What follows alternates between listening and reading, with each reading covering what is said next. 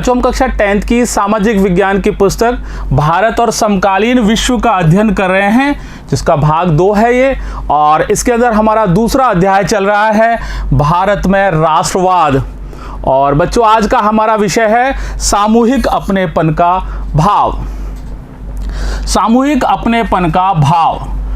बच्चों राष्ट्रवाद की भावना तब पनपती है जब सभी लोग ये महसूस करने लगते हैं कि राष्ट्र हमारा ही है, हम ही इस राष्ट्र के अंग हैं। राष्ट्रवाद की भावना तब पनपती है जब लोग ये महसूस करने लगते हैं कि वे एक ही राष्ट्र के अंग हैं और वे एकता के सूत्र में बांधने वाली कोई एक चीज को साझा कर लेते हैं। किसी बात को कि वो सबके लिए समान है, ऐसी कोई बात को वो साझा कर लेते हैं।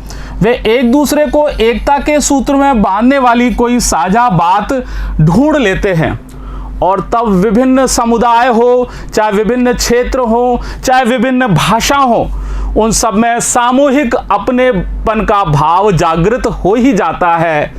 तब विभिन्न समुदायों, क्षेत्रों और भाषाओं पर भी सामूहिक अपनेपन का भाव विकसित हो जाता है। चाहे अलग अलग समुदाय हो, चाहे अलग अलग क्षेत्र हो, चाहे अलग अलग भाषाएं हो, उसके बावजूद भी जब वो एकता के सूत्र में किसी तरीके से जब वो बंध जाते हैं तो फिर वो एक ही राष्ट्र के अंग अपने आप को मानने लगते हैं और तब राष्ट्रवाद की भावना का विकास होता है। भारत में भी सामूहिक अपनेपन की ये भावना संयुक्त संघर्षों के द्वारा पैदा हुई थी।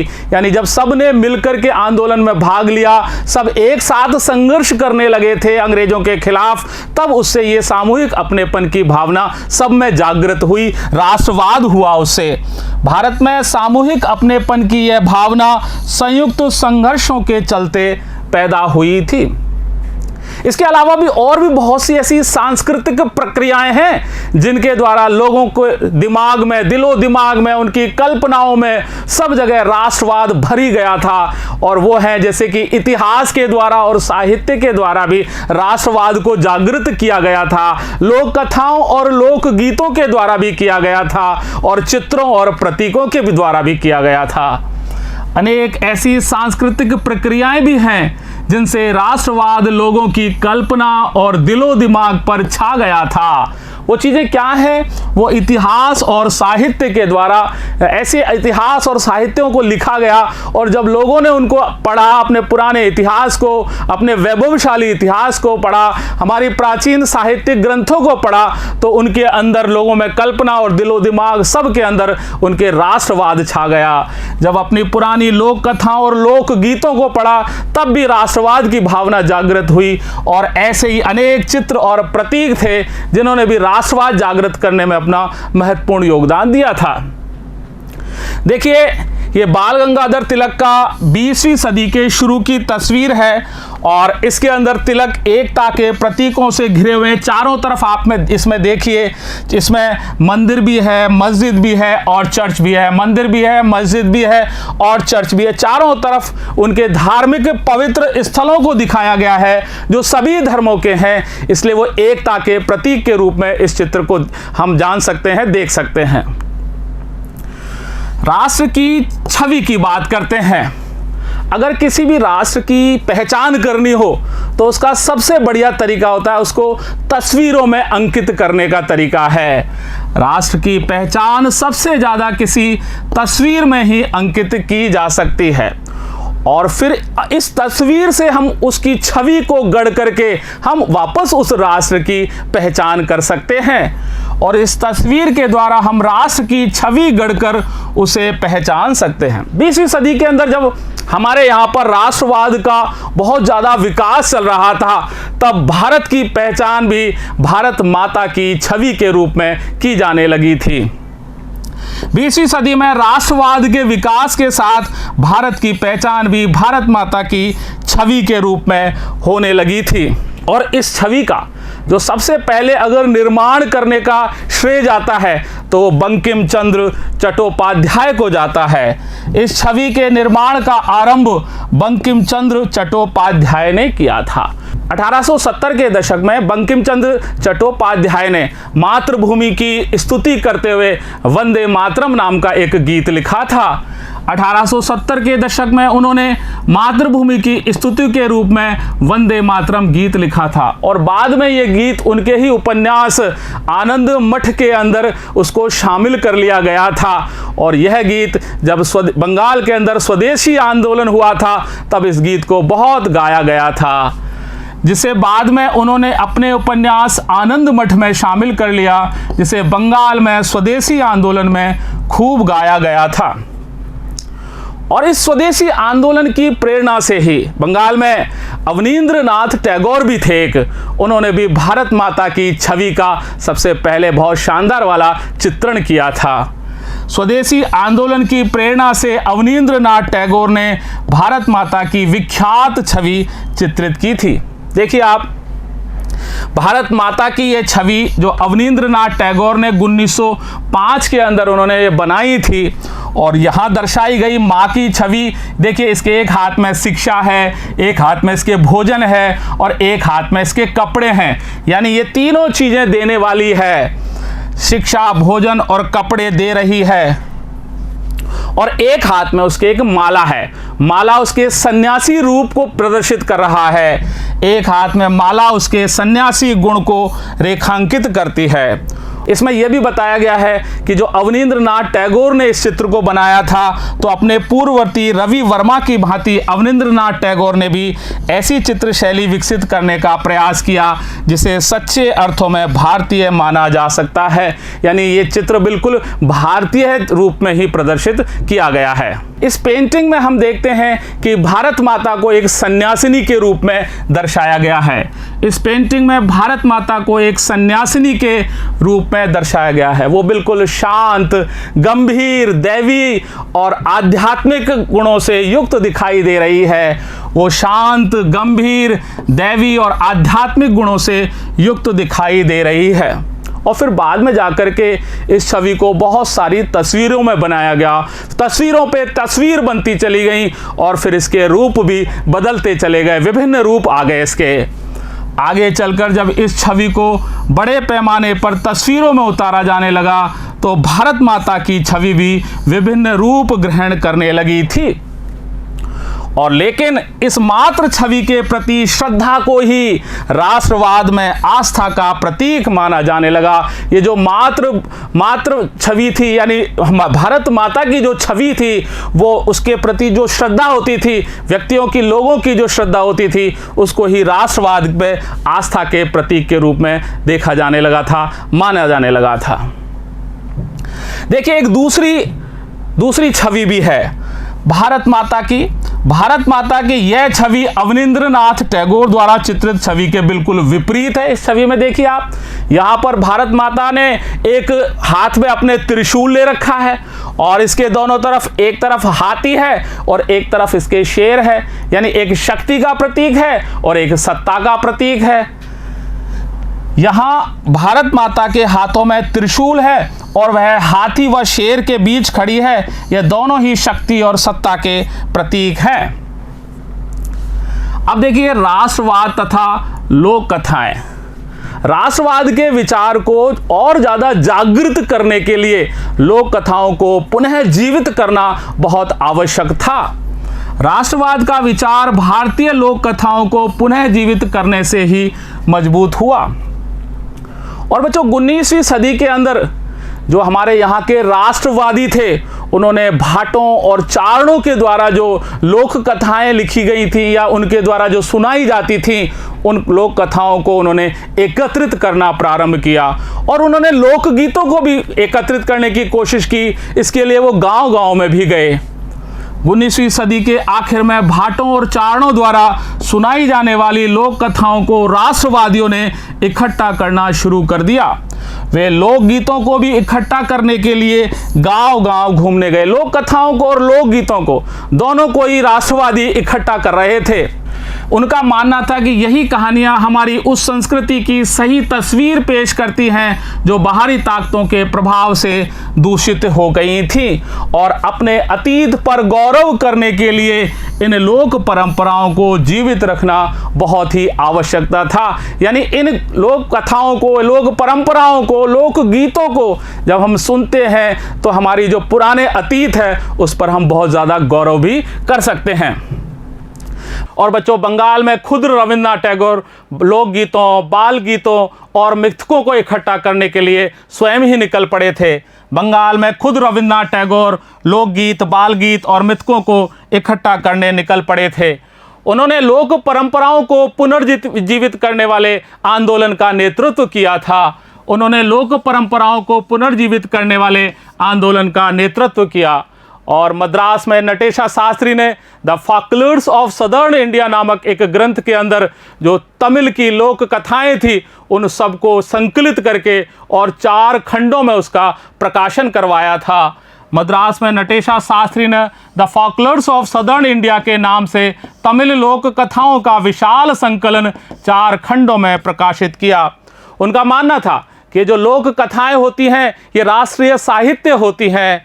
उनका मानना था कि लोक कथाएं राष्ट्रीय साहित्य होती हैं और यह लोगों के असली विचारों और विशिष्टताओं की सबसे विश्वसनीय अभिव्यक्ति हैं। यानी ये जो लोक कथाएं हैं इनके अंदर लोगों के विचारों और उनकी सारी विशेषताएं उनके अंदर व्यक्त की जाती हैं, उनकी विशिष्टताएं उसके अंदर होती हैं। पूरे समाज की जो पूरी विशिष्टताएं और विचार इन लोक कथाओं के अंदर संग्रहित होते हैं। और देखिए, राष्ट्रवाद तथा झंडा, जैसे जैसे राष्ट्रीय आंदोलन आगे बढ़ता चला गया, हमारे राष्ट्रवादियों ने लोगों के अंदर राष्ट्रवाद का गुण भर करके उनको एकजुट करने के लिए अनेक चिन्हों और प्रतीकों को उपयोग किया। जैसे जैसे राष्ट्रीय आंदोलन आगे बढ़ा, राष्ट्रवादी नेता लोगों ने राष्ट्रवाद की भावना भरकर एकजुट करने के लिए विभिन्न चिन्हों और प्रतीकों का उपयोग करने लगे। यानी वो ऐसे विभिन्न चिन्ह और प्रतीकों का उपयोग करते थे जिससे लोगों के अंदर राष्ट्रवाद की भावना जागृत होती थी और वो एकजुट होकर के राष्ट्रीय आंदोलन में भाग लेने के लिए आते थे। बंगाल में भी जब स्वदेशी आंदोलन चला था तो वहां पर भी एक तिरंगा बनाया गया था जो हरा, पीला और लाल रंगों से मिलकर के बनाया था। बंगाल में स्वदेशी आंदोलन के दौरान एक तिरंगा झंडा हरा, पीला, लाल तैयार किया गया था। इस तिरंगे के अंदर ब्रिटिश शासन के अधीन जो 8 प्रांत थे उनको 8 कमलों के रूप में, कमल के फूल के रूप में दर्शाया गया था और उसके अलावा उसमें एक अर्धचंद्राकार आकृति भी थी जो हिंदू और मुसलमानों दोनों का प्रतिनिधित्व करते हुए बताई गई थी। इसमें ब्रिटिश भारत के 8 प्रांतों को दर्शाते हुए 8 कमल के फूल और हिंदुओं और मुसलमानों का प्रतिनिधित्व करते हुए एक अर्धचंद्र दर्शाया गया था। फिर 1921 में महात्मा गांधी ने भी स्वराज के लिए एक झंडा तैयार कर लिया था जो हरा, सफेद और लाल रंग का था। 1921 तक गांधी जी ने भी स्वराज का एक झंडा तैयार कर लिया था। यह भी तिरंगा था और यह हरा, सफेद और लाल रंग का था। इस झंडे के बीच के अंदर गांधीवादी प्रतीक के रूप में चरखे को बताया गया था जो कि हम जानते हैं कि स्वावलंबन का प्रतीक था। इसके मध्य में गांधीवादी प्रतीक चरखे को जगह दी गई थी जो स्वावलंबन का प्रतीक था। और जुलूसों के अंदर जब इस झंडे को थामे हुए लोग जाते थे तो ब्रिटिश सरकार की अवज्ञा के रूप में उसको देखा जाता था। जुलूसों में यह झंडा थामे चलना शासन के प्रति अवज्ञा का प्रतीक था। राष्ट्रवाद तथा इतिहास, राष्ट्रवाद की भावना पैदा करने का एक और साधन है और वो है इतिहास की पुनर्व्याख्या करना। राष्ट्रवाद की भावना पैदा करने का एक और साधन इतिहास की पुनर्व्याख्या थी। यानी हमारे पुराने इतिहास की वापस व्याख्या करने से हमको हमारे उस वैभवशाली इतिहास की जानकारी होने से हमारे अंदर राष्ट्रवाद की भावना जागृत हो जाए। इसलिए यह भी एक ऐसा साधन था जिससे राष्ट्रवाद की भावना जागृत हो सकती थी। और 19वीं सदी के अंत तक यहाँ के लोगों को यह महसूस होने लग गया था कि राष्ट्र के प्रति गर्व का भाव रखने के लिए या भाव जागृत करने के लिए इतिहास को अलग ही ढंग से पढ़ाया जाना आवश्यक है।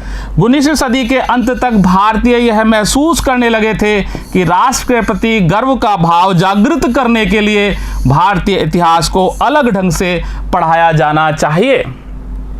अंग्रेजों की नज़र में तो हम बहुत ही पिछड़े और आदिम थे और वो ये मानते थे कि इनको तो शासन करना भी नहीं आता है। अंग्रेजों की नज़र में भारतीय पिछड़े हुए और आदिम लोग थे जो अपना शासन खुद ही नहीं संभाल सकते थे, वो ऐसा मानते थे हमारे लिए। फिर जो भारतीय इतिहासकार थे उन्होंने हमारे गौरवशाली अतीत को लिखना प्रारंभ किया।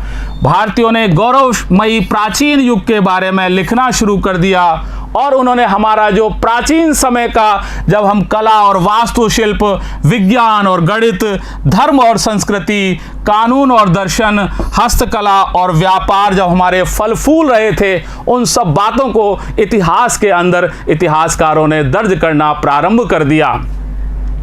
हमारे पुराने उन इतिहासकारों का कहना था कि हमारा जो अतीत था वो बहुत महान था, वो बहुत गौरवशाली था। उसके बाद में हमारा पतन हो गया था और बाद में हमको गुलाम बना लिया गया था। उनका कहना था कि भारत के महान युग के बाद पतन का समय आया और भारत को गुलाम बना लिया गया था। और इस राष्ट्रवादी इतिहास के द्वारा ब्रिटिश सरकार के अधीन जो दुर्दशा की स्थिति हो रही थी, उससे मुक्ति पाने के लिए, संघर्ष करने के लिए आह्वान किया गया था। इस राष्ट्रवादी इतिहास के द्वारा ब्रिटिश शासन में दुर्दशा से मुक्ति के लिए संघर्ष करने का आह्वान किया जाता था। लेकिन हम जिस अतीत का गौरवगान कर रहे थे वो सब हिंदुओं का था, और जिन छवियों को हम प्रतीकों के रूप में उपयोग में ले रहे थे वो भी सब हिंदुओं के ही थे। तो इससे क्या हुआ, इससे जो दूसरे समुदाय थे वो अपने आप में अलग थलग महसूस करने लगे। लेकिन जिस अतीत का गौरवगान किया जा रहा था वह हिंदुओं का अतीत था, जिस छवियों का सहारा लिया जा रहा था वे हिंदू प्रतीक थे। इसलिए अन्य समुदायों के लोग अलग थलग महसूस करने लगे थे।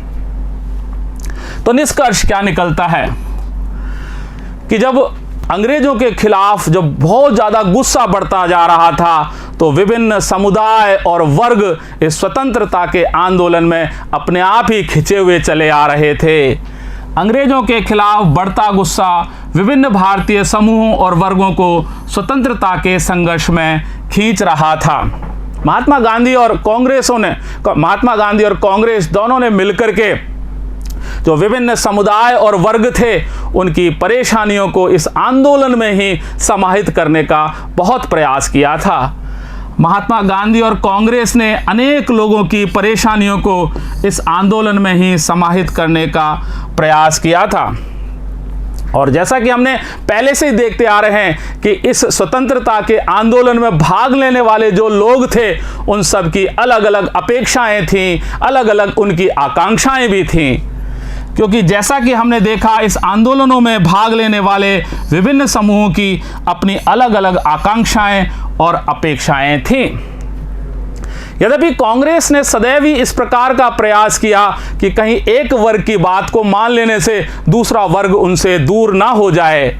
यद्यपि कांग्रेस ने यह भी प्रयास किया कि एक समूह की मांगों के कारण दूसरा समूह दूर ना हो जाए, लेकिन फिर भी कई बार इस आंदोलन के बीच में ही बिखराव की स्थिति भी आ जाती थी। इसी कारण आंदोलन के भीतर अक्सर बिखराव आ जाता था। फिर भी लेकिन जो एक नया राष्ट्र उभर के सामने आ रहा था और वो जो राष्ट्र था उसमें ब्रिटिश सरकार से मुक्ति पाने के लिए विभिन्न आवाज़ों का पुंज था। फिर भी जो राष्ट्र उभर रहा था वह अंग्रेजी शासन से मुक्ति की चाह रखने वाली बहुत सारी आवाज़ों का पुंज था। अब देखिए अगला विषय है भारत छोड़ो आंदोलन। क्रिप्स मिशन की असफलता और द्वितीय विश्व युद्ध के प्रभावों के बाद में भारतीयों में बहुत ज़्यादा असंतोष की भावना जागृत हो गई थी, बहुत व्यापक असंतोष फैल गया था। क्रिप्स मिशन की असफलता और द्वितीय विश्व युद्ध के प्रभावों से भारत में व्यापक असंतोष फैल गया था। फलस्वरूप गांधी जी ने एक आंदोलन प्रारंभ करने का निश्चय किया कि एक ऐसा आंदोलन किया जाए जिसके द्वारा अंग्रेजों को इस देश से बाहर निकाल करके उनको वापस अपने देश में ही भेज दिया जाए। फलस्वरूप गांधी जी ने एक आंदोलन शुरू किया जिसमें उन्होंने अंग्रेजों को पूरी तरह से भारत छोड़ने पर जोर दिया और इसके तहत 14 जुलाई 1942 को वर्धा में कांग्रेस कार्य समिति ने भारत छोड़ो का प्रस्ताव पास कर दिया, यानी अंग्रेजों भारत छोड़ो। 14 जुलाई 1942 को वर्धा में कांग्रेस कार्य समिति ने भारत छोड़ो का प्रस्ताव पारित कर दिया और इस प्रस्ताव के अंदर यह था कि अंग्रेजों को भारतीयों को सत्ता हस्तांतरित करने के बाद में इस देश को छोड़ करके जाना होगा। इसमें सत्ता का भारतीयों को हस्तांतरण और भारत छोड़ने की मांग की गई थी और फिर 8 अगस्त 1942 को बंबई में जब कांग्रेस का अगला अधिवेशन हुआ, उस अधिवेशन के अंदर सभी लोगों से यह मांग की गई कि व्यापक रूप से जन संघर्ष किया जाए जो अहिंसक भी होना चाहिए। 8 अगस्त 1942 को कांग्रेस के बंबई अधिवेशन में पूरे देश में व्यापक रूप से अहिंसक जन संघर्ष का आह्वान किया गया था और इसी अवसर पर गांधी जी ने जो अपना प्रसिद्ध भाषण है करो या मरो वाला भाषण भी दिया था। इसी अवसर पर गांधी जी ने करो या मरो का प्रसिद्ध भाषण दिया था और आप देख लीजिए कि भारत छोड़ो आंदोलन का ये जो आह्वान किया गया था महात्मा गांधी जी और कांग्रेस के द्वारा, उससे सारी राज्य व्यवस्थाएं ठप हो गई थी और लोग बाग आंदोलन में स्वतः ही कूद पड़े थे। भारत छोड़ो के इस आह्वान ने देश में राज्य व्यवस्था को ठप कर लोग स्वतः ही आंदोलन में कूद पड़े। लोगों ने हड़तालें की और बहुत सारे राष्ट्रीय चिन्हों के साथ में, प्रतीकों के साथ में, नारों के साथ में उन्होंने प्रदर्शनों और जुलूसों में भाग लिया। लोगों ने हड़तालें की, राष्ट्रीय गीतों और नारों के साथ प्रदर्शन किए और जुलूस निकाले। यह आंदोलन वास्तव में एक बहुत ही व्यापक जन आंदोलन था क्योंकि इसमें छात्रों ने, किसानों ने, व्यापारियों ने और सभी वर्ग के लोगों ने इसके अंदर भाग लिया था। यह वास्तव में एक व्यापक जन आंदोलन था जिसमें छात्र, मजदूर, किसान और हजारों साधारण लोगों ने भी हिस्सा लिया था और इस आंदोलन में जो नेता लोग थे उनकी भी सक्रिय भागीदारी देखी गई थी।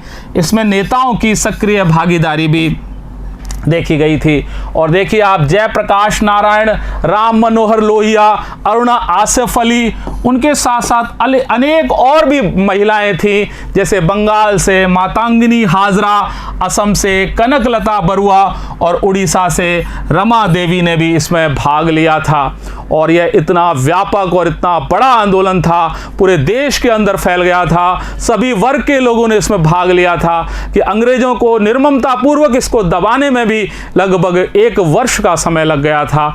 और बच्चों, इसी के साथ भारत छोड़ो आंदोलन समाप्त हुआ और इसके बाद में हम अगले भाग के अंदर इस अध्याय के प्रश्न उत्तर करेंगे। धन्यवाद।